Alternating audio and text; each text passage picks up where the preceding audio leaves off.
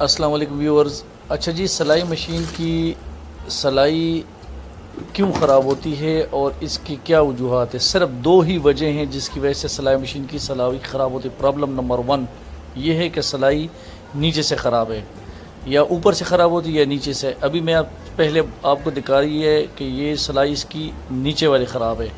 नीचे वाली ख़राबी कहाँ से ठीक होती है? फिर ऊपर अगर दाने हैं या ऊपर से ख़राब है तो ऊपर वाले भी आपको सिखाऊंगा कि ऊपर वाली सिलाई कहाँ से ठीक होगी। सबसे पहले हम करते हैं कि नीचे वाली सिलाई को ठीक करते हैं। ये भी नीचे वाली सिलाई ख़राब थी।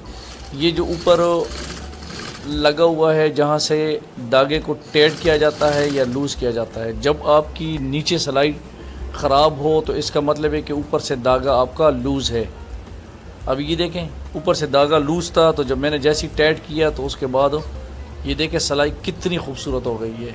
मसला क्या था कि ऊपर वाली ये वाला यहाँ से सिलाई, यहाँ से ये धागा लूज़ था, मैंने टाइट कर दिया तो ये दोनों सिलाई ठीक हो गए।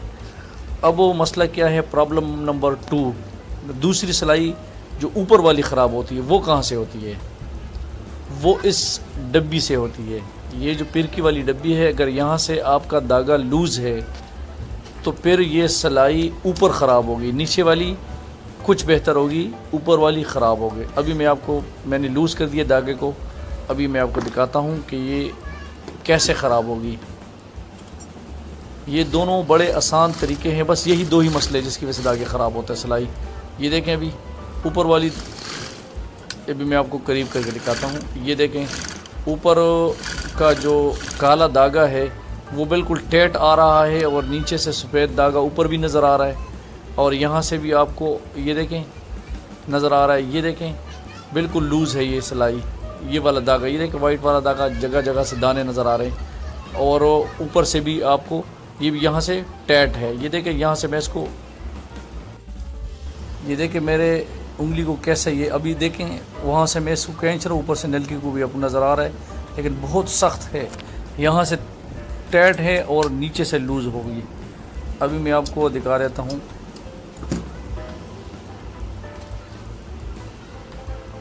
ये देखें, ये बिल्कुल लूज़ है, बिल्कुल लूज़ है। अब करेंगे क्या कि इन दोनों को बिल्कुल मैच करेंगे कि आपकी डब्बी का पिरकी वाला धागा और प्लस जो है ना ऊपर से आने वाला धागा, ये दोनों धागे बिल्कुल सेम हो। मतलब ये भी ना सख्त हो, वो जितनी लूज़ हो, जितनी सख्ती उसमें हो इतनी सख्ती इसमें भी होनी चाहिए। दोनों में सख्ती बराबर हो, तब जाके जो है ना आपका टांका और आपकी जो सिलाई बिल्कुल परफेक्ट होगी। अभी देखें, अभी ऊपर से मैंने सेम कर दी और नीचे से भी बिल्कुल दोनों की जो है ना अभी टाइटनेस बिल्कुल एक ही है। अभी देखें, अभी आपको करीब करके दिखाता हूँ। ये देखें सिलाई, ये ऊपर वाली भी देखें, ये ऊपर वाली सिलाई भी देखें, ये पिछली सिलाई है, ठीक है, पहले वाली की, और ये अभी की सिलाई है। ये अभी देखें, ये पिछली सिलाई है जिसमें जो है ना आपको नज़र आता है कि नीचे सिलाई, नीचे वाला धागा लूज़ था।